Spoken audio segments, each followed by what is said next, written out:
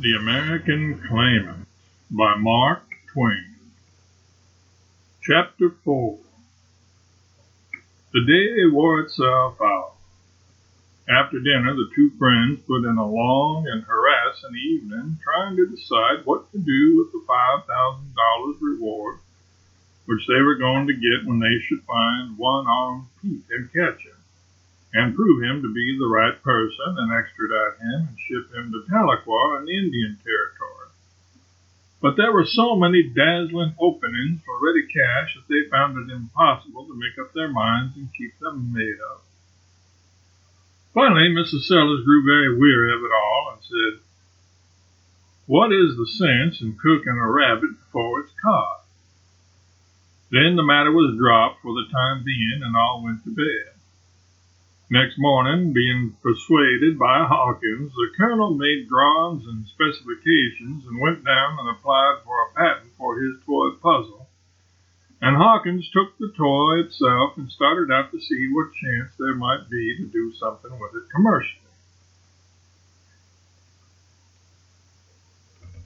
He did not have to go far. In a small old wooden shanty, which had once been occupied as a dwelling by some humble Negro family, he found a keen-eyed Yankee engaged in repairing cheap chairs and other second-hand furniture. This man examined the toy indifferently, attempted to do the puzzle, found it not so easy as he had expected, grew more interested, and finally, emphatically so, achieved a success at last and asked, "Is it patented?" "Patent applied for." "That will answer. What do you want for it?" "What will it retail for?" "Well, 25 cents, I should think." "What will you give for the exclusive right?" "I couldn't give $20 if I had to pay cash down. But I'll tell you what I'll do. I'll make it and market it, and pay you 5 cents royalty on each one." Washington sighed. Another dream disappeared. No money in the thing. So he said, "All right, take it at that. Draw me a paper." He went his way with the paper and dropped the matter out of his mind. Dropped it out to make room for further attempts to think out the most promising way to invest his half of the reward, in case a partnership investment satisfactory to both beneficiaries could not be hit upon. He had not been very long at home when Sellers arrived, sodden with grief and booming with glad excitement, working both these emotions successfully, sometimes separately, sometimes together.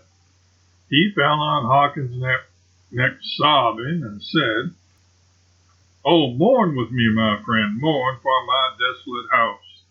Death has smitten my last kinsman, and I am Earl of Rossmore. Congratulate me." He turned to his wife, who had entered while this was going on, put his arms about her, and said, "You will bear up for my sake, my lady. It had to happen. It was decreed." She bore up very well, and said, "It's no great loss. Simon Lathers was a poor, well-meaning, useless thing, and no account, and his brother never was worth shucks." The rightful earl continued, "I am too much prostrated by these conflicting griefs and joys to be able to concentrate my mind upon affairs.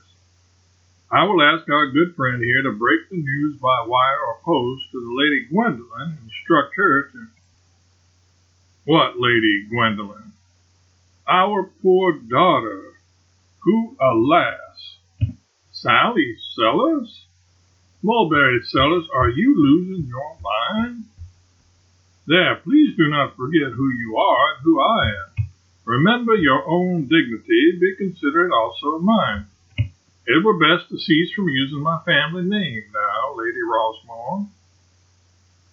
"Goodness gracious, well, I never! What am I to call you, then?" "In private, the ordinary terms of endearment will still be admissible, to some degree. But in public it will be more becoming if your ladyship will speak to me as my lord, or your lordship, and of me as Rossmore, or the earl, or his lordship. Oh, scat, I can't ever do it, Barry." But indeed you must, my love. We must live up to our altered position and submit with what grace we may to its requirements. Well, all right, have it your own way. I've never set my wishes against your commands yet. Well, my lord, and it's late to begin now, though to my mind it's the rottenest foolishness that ever was. Spoken like my own true wife. There, kiss and be friends again. But, Gwendolyn, I don't know how I am ever going to stand that name. Why, a body wouldn't know Sally Sally's in it. It's too large for her, kind of like a cherub and an ulster, and it's a most outlandish sort of a name anyway, to my mind. You'll not hear her find fault with it, my lady. That's a true word. She takes any kind of romantic rubbish like she was born to it. She never got it from me, that's sure. And sending her to that silly college hasn't helped the matter any, just the other way. Now here, Herr Hawkins, Rowena Ivanhoe College is the selectest and most aristocratic seat of learning for young ladies in our country. Under no circumstances can a girl get in there unless she is either very rich and fashionable, or can prove 4 generations of what may be called American nobility.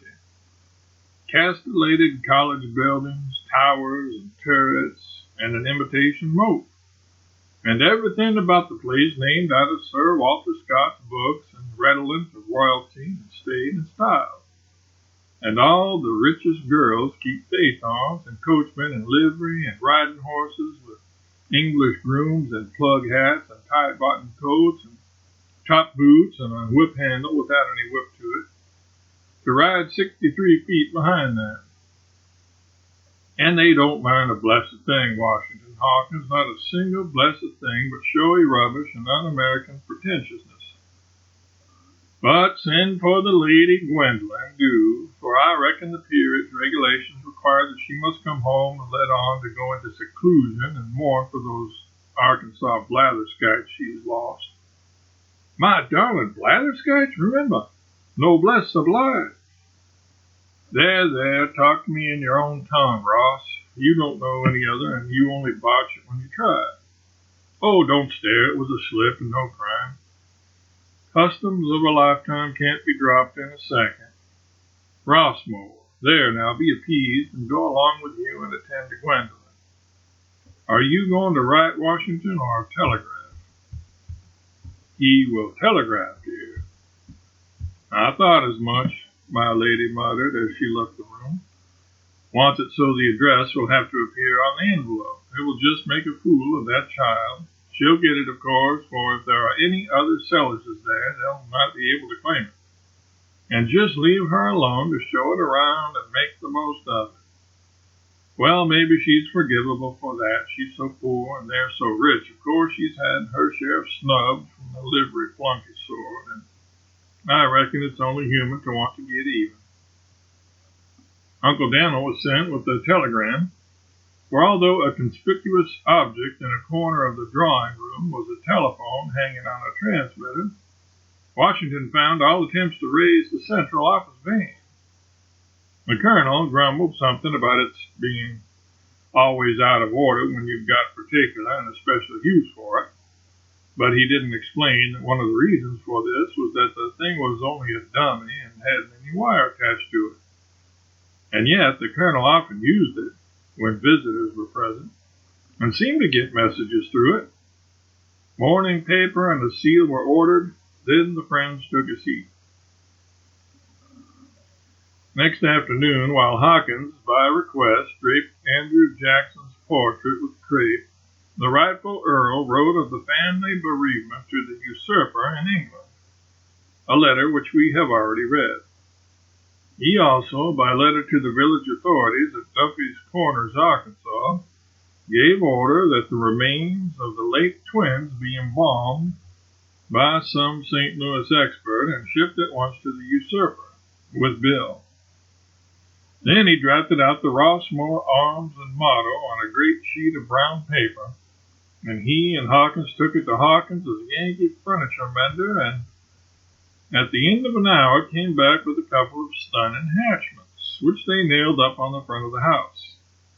Attractions calculated to draw, and they did. For it was mainly an idle and shiftless Negro neighborhood with plenty of ragged children and indolent dogs to spare for a point of interest like that, and keep on sparing them for it days and days together. The new Earl found, without surprise, this society item in the evening paper and cut it out and scrapbooked it. By a recent bereavement, our esteemed fellow citizen, Colonel Mulberry Sellers, perpetual member-at-large of the diplomatic body, succeeds as rightful lord to the great earldom of Rossmore, third by order of precedence in the earldoms of Great Britain, and will take early measures by suit in the House of Lords to wrest the title and estates from the present usurping holder of them. Until the season of mourning is past, the usual Thursday evening receptions at Rossmore Towers will be discontinued. Lady Rossmore's comment to herself, receptions. People who don't rightly know him may think he is commonplace, but to my mind he is one of the most unusual men I ever saw. As for suddenness and capacity in imagining things, his beat don't exist, I reckon. As like as not, it wouldn't have occurred to anybody else to name this poor old rat-trap Rossmore Towers, but it just comes natural to him. Well, no doubt it's a blessed thing to have an imagination that can always make you satisfied no matter how you are fixed. Uncle Dave Hawkins used to always say, "Turn me into John Calvin and I want to know which place I'm going to. Turn me into Mulberry Sellers and I don't care." The rightful Earl's comment to himself, "It's a beautiful name, beautiful. Pity I didn't think of it before I wrote the usurper. But I'll be ready for him when he answers." End of chapter 4.